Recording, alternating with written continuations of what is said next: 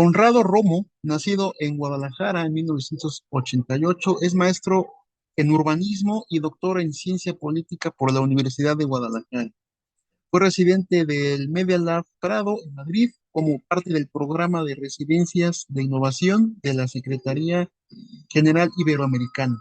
Trabaja en la intersección entre los datos, la política, la cultura y la ciudad. Y precisamente estos temas son los que él abarca en este libro que presenta bajo el Fondo de Cultura Económica, el sello Tierra Adentro, Ciudad Copyright. Pues bueno, le damos la bienvenida a Conrado Romo, bienvenido. ¿Qué tal?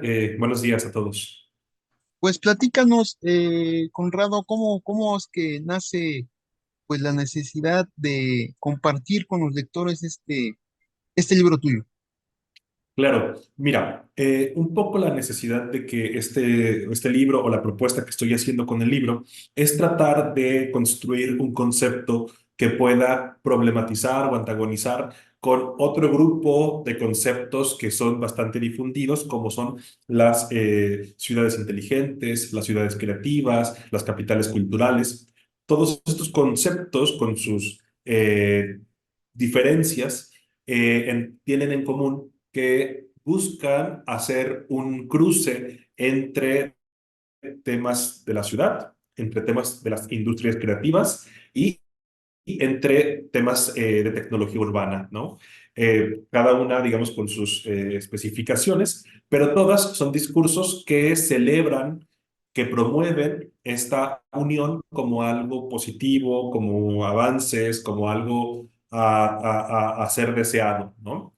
Sin embargo, estas intersecciones sí que pueden tener también una serie de problemas y que implica, y que requieren una crítica sobre los impactos que este tipo de discursos tienen en los habitantes de las ciudades. Es así que yo estoy proponiendo el concepto de ciudad copyright como un concepto que problematice, que critique, que agrupe todas estas visiones críticas sobre, vi que alguien abrió mi ventana, pero que problematicen sobre este tipo de planteamientos, ¿no? Entonces, va un poco por ahí.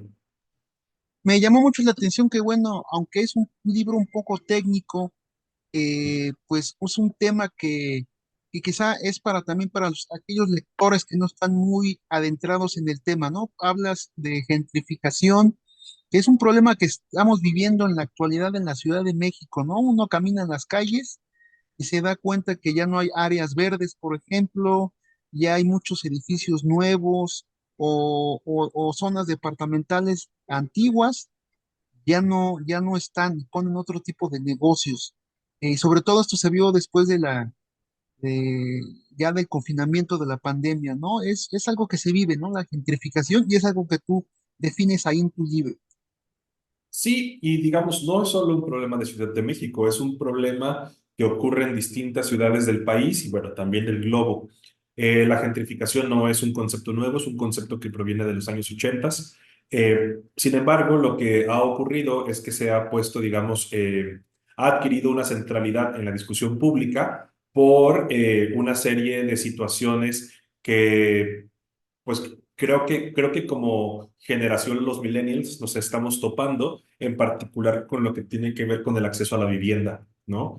Hay un proceso especulativo inmobiliario muy importante, ¿no? En donde que convergen una serie de factores que tienen que ver, por ejemplo, con los Airbnbs, que tienen que ver con la falta de regulación de los costos de la tierra, que tienen que ver con las políticas de fomento a la vivienda en los términos en los que hoy por hoy se da, aunque bueno, creo que ha habido unos cambios importantes. Pero digamos, creo que es un fenómeno que ha ocurrido desde ese tiempo, solo que hoy retoma, tiene digamos, un nuevo aire por las situaciones en las que nos encontramos por los cambios tecnológicos, ¿no? Mencionabas, pues, a partir de la pandemia también hubo unas transformaciones fundamentales en la forma en la que interactuamos socialmente. Entonces, creo que este libro lo que hace es abonar un poco a la discusión y plantear la relación que tiene el tema de la gentrificación con un tipo de industria en particular, que son las industrias creativas. Es decir, no todos los procesos de gentrificación tienen que ver con ciudades, con temas de las industrias creativas o con la cultura. Hay otros tipos de gentrificación, hay otros tipos de procesos de despojo urbano, ¿no? Que tienen otras características, pero en el caso particular de Guadalajara, que es de donde la parte de la crónica del libro es donde ocurren los hechos ahí relatados, sí que tiene que ver, digamos, con esta propuesta por parte de las autoridades y por parte de ciertos grupos empresariales y cámaras industriales de que Guadalajara tendría que tener un vocacionamiento en el campo de las industrias creativas. Y lo que el libro trata de señalar es preguntarnos por qué, quién lo decide y por qué nuestras ciudades tienen que construirse, que tienen que desarrollarse para cumplir los deseos, las aspiraciones de una industria en particular y no los deseos, las aspiraciones de las personas que habitamos estos espacios. Y precisamente ligado a esto, hablas de las ciudades, digamos, modernas, tecnologizadas, ¿no? En donde tiene que ver mucho este asunto de la cultura de masas, alta cultura, cultura popular, y precisamente también ligado a Guadalajara. Vemos que en México, por ejemplo, ya es un epicentro de la gran cultura de masas, ¿no? Del Sí. entretenimiento al que también los ciudadanos tenemos ya acceso. Incluso, por ponerte un ejemplo, los mismos conciertos, ¿no? Ya las giras internacionales, ya México, Ciudad de México y Guadalajara y Monterrey son paradas obligadas para el alto consumo, pues, del entretenimiento y de toda esta cultura de masas. Esto tiene que ver, pues, ligado a estos temas que también hablas tú de las sociedades ya modernizadas, tecnologizadas. Mencionas mucho ahí, por ejemplo, Nueva York también. Sí, creo que una cosa que creo que es importante señalar es que hay que hacer una distinción que se ha ido perdiendo entre cultura y entretenimiento, ¿no? El libro, a veces me lo han sugerido, que de inicio parecería que es como una carta en contra de las industrias creativas, pero yo respondo permanentemente que eso no es así. Yo soy un profundo amante de las industrias creativas, del entretenimiento e incluso del entretenimiento más burdo y tonto que uno pueda consumir. De hecho, muchas de las, o sea, en el libro, ¿no? Cito a autores, digamos, pues sí, de los campos de la filosofía, de la geografía crítica, pero también cito mucho series de televisión, videojuegos, anime, ¿no? Cosas que en realidad yo consumo cotidianamente. Sin embargo, sí que resulta importante entender que hay, a partir de los años 60 hay una conjunción, ¿no? Que inicia en los países anglosajones, en particular en Australia, en Inglaterra, después ya se introducen países como Francia, en tratar de homogeneizar la idea de cultura y la idea de entretenimiento porque tradicionalmente los estados, ¿no? Los estados, digamos, invertían dinero en aquellos productos que si bien no eran productos de consumo de masas, aportaban cosas a la sociedad, ¿no? Es decir, los creadores, los escritores, digamos, todas estas expresiones culturales que no necesariamente son para el gran consumo, también aportan cosas a la sociedad. También aportan miradas, sensibilidades, aportan ideas novedosas que no necesariamente son destinadas al gran público, pero que son importantes. Estas expresiones culturales que son, digamos, no, no, no, no, no masivas, ¿no? Comúnmente son poco rentables en los términos económicos, ¿no? Pero tienen un papel en el juego social. Sin embargo, a partir de los años 60 y finalmente esto se consolida ya en los años 90 claramente con digamos, con la imposición global del neoliberalismo, esta distinción entre la cultura y el entretenimiento desaparece para convertir todo esto en industrias creativas. Y se plantea que todos los creadores, sin importar cuál sea el tipo de temática, cuál sea el tipo de, digamos, de arte o de producto que ellos desarrollen, tiene que ser rentable, ¿no? Entonces, el financiamiento estatal deja de estar, digamos, dirigido a gente que experimenta cosas que pueden ser digamos, mucho más novedosas, a la innovación. Es decir, todo esto desaparece para centrarse en aquellos objetos, aquellos productos que puedan ser consumidos en masa y que puedan rentabilizarse de mejor manera, ¿no? No significa que tengan que ser antagónicas, pero hay esta pérdida en la distinción de una cosa y la otra.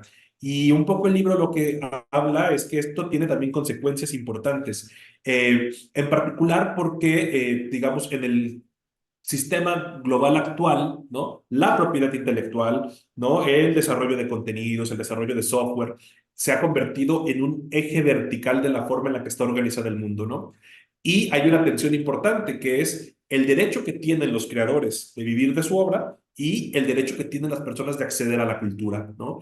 Y creo que es una discusión que no la hemos abordado de forma concreta, clara, pero que representa pues muchos retos, ¿no? Porque justo el hecho de que las propias políticas públicas impliquen que los creadores sean rentables, reduce las posibilidades de innovación, de experimentación de estas personas para sencillamente convertir o generar productos para las masas de fórmulas ya previamente generadas. Y con esto concluyo esta idea.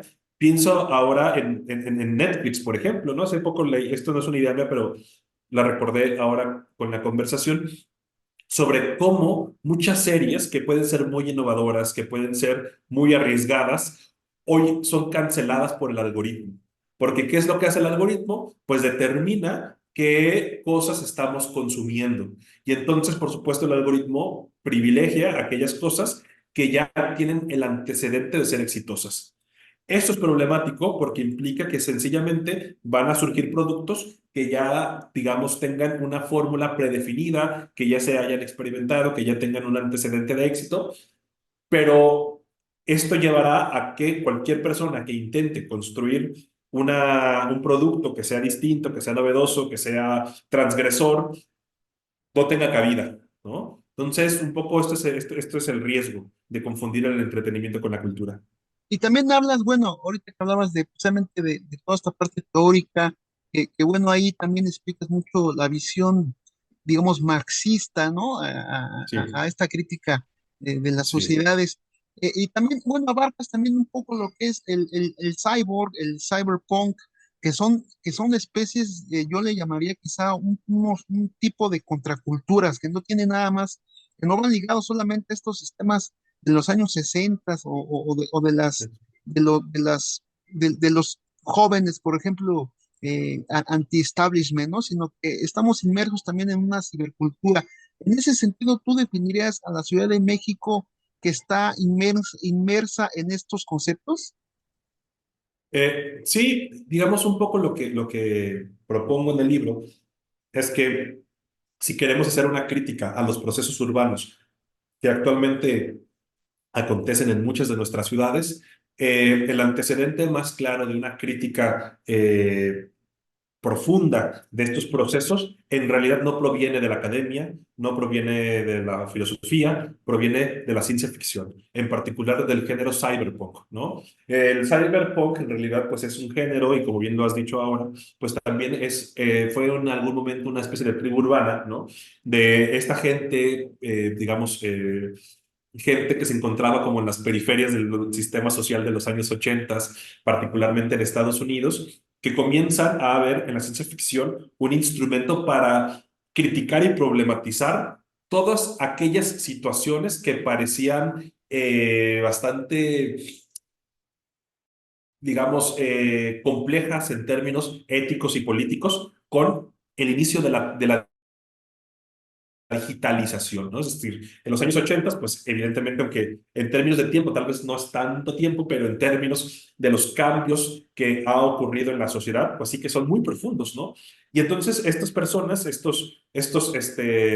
forajidos y nerds punks que estaban, que construyeron esta subcultura, pues empezaron a pensar cuáles eran las implicaciones de la introducción de la tecnología al entorno urbano y cómo esto podía derivar en totalitarismos, en represión, en, digamos, en muchos procesos que en realidad estamos viviendo hoy en día.